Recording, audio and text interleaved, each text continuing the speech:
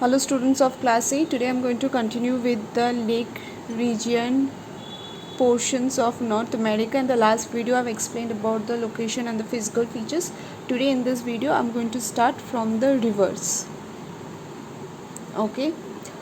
So the main river that flow through this lake region is the St. Lawrence River.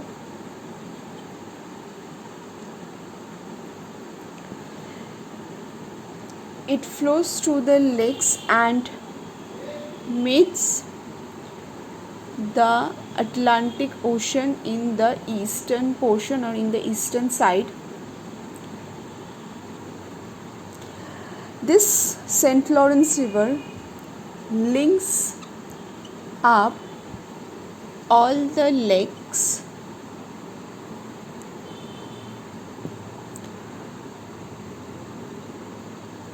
This St. Lawrence River has got different names in between the lakes. For example,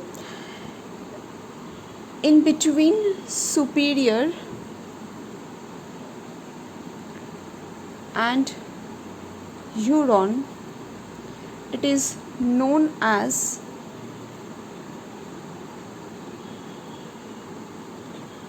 St.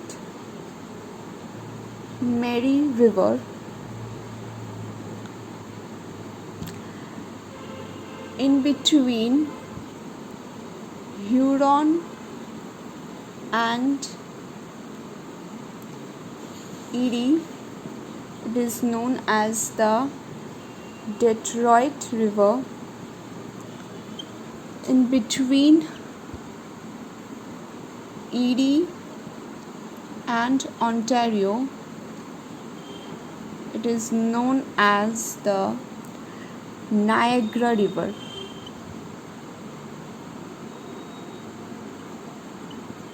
Okay, so the main river of this lake region is the St. Lawrence River, which is flowing through this particular lake region, and it is flowing into the eastern direction to meet the Atlantic Ocean. Atlantic Ocean is the mouth of the St. Lawrence rivers because it is flowing in between the lakes. That is why it is linking up all the lakes of this lake region. Okay.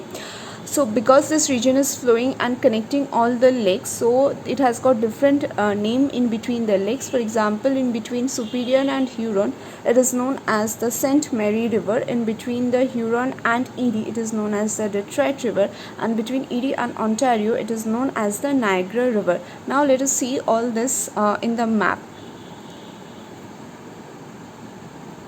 So this is the map of North America, which is showing you the lake region portions. So you can see the 5 lakes are present over here, and here lies the St. Lawrence River.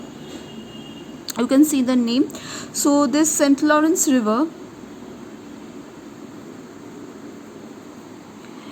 is starting and flowing in between all the lakes, and it is connecting the river, and it is finally draining into this Atlantic Ocean. Atlantic Ocean is the mouth of the St. Lawrence River. So in between the Superior and Huron, this river is known as St. Mary. You can see in the map also, between Huron and Erie, it is being known as the Detroit,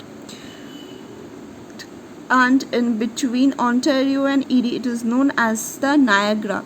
You can see these things in the map that I am showing you.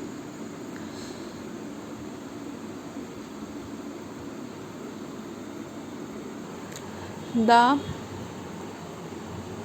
Niagara River forms the greatest waterfall in this region, and it is being known as the Niagara Falls.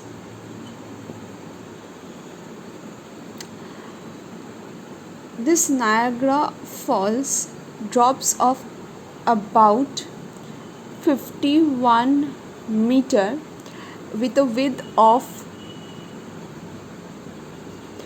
426 meter for its majestic leap and the vast stretches, it attracts tourists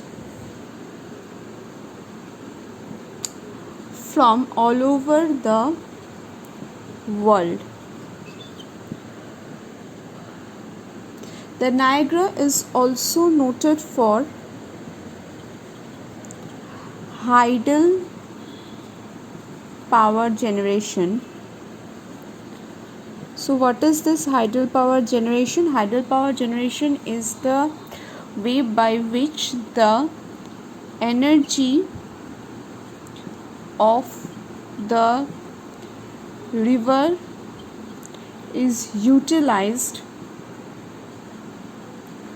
to produce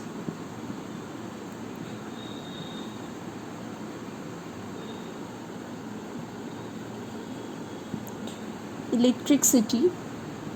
We call that type of the power generation or electricity power generation as the tidal power generation. So this tidal power generation or the utilization, there are some turbines actually present in the dams where the which rotates with the help of this high water energy or energy of the water. As a result of the rotation of the turbines, the electricity is produced, and we call that form of the electricity as the tidal power. So this Niagara Falls or this Niagara rivers, the falls that is present on the river Niagara is very powerful one, and it has got a lot of energy because it is jumping off from a greater height 51 meter.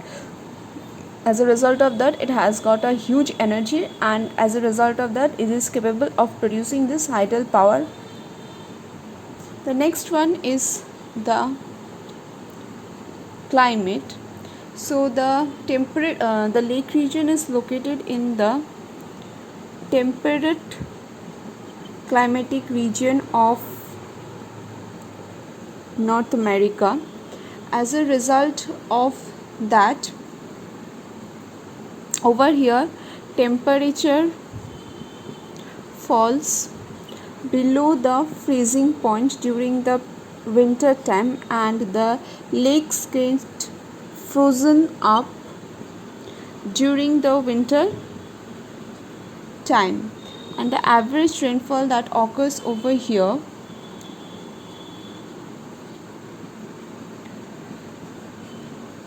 is about 70 to 80 centimeter. Next point is the natural vegetation.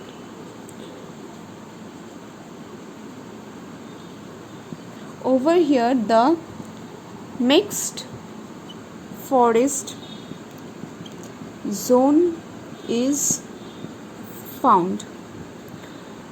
Okay, so this is the end of this video. I'll continue with the next of the portion in the next video. Thank you everyone.